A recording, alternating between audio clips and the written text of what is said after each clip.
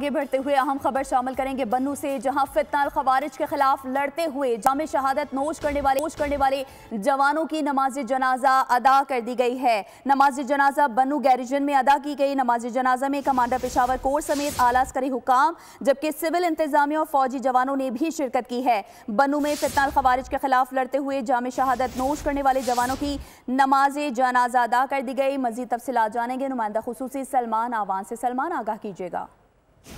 जी बिल्कुल, माली खेल में जो खुदकुश हमला हुआ है उसके नतीजे में शहीद होने वाले जवानों की नमाज जनाजा अदा कर दी गई है। और अगर हम शहदा की बात करें तो उसमें सूबेदार इमराज अहमद फारूकी शहीद हैं, इसके अलावा हवलदार मोहम्मद जावेद हैं, इसके अलावा नायक तहमास अहमद शहीद हैं, इसके साथ ही नायक बासित, सिपाही फरीद अली, सिपाही असद बशीर, सिपाही एजाज हुसैन, सिपाही आतिफ खान, सिपाही अमानुल्लाह, सिपाही शाहजमान शहीद, सिपाही हसीबुल्लाह और उस्मानुल्लाह शहीद की नमाज जनाजा जो है बन्नू कैंट में अदा की गई है। शोहदा की नमाज जनाजा में कोर कमांडर पेशावर समेत आला सिविल और अस्करी हुक्काम ने शिरकत की। फौजी जवान भी शरीक हुए और साथ ही आईएसपीआर ने वाज़ेह किया कि दिफाए वतन के हवाले से शोहदा की ऐसी अजीम कुर्बानियां हमारे जज्बे और आज़म को मजीद तक़वीत देती हैं।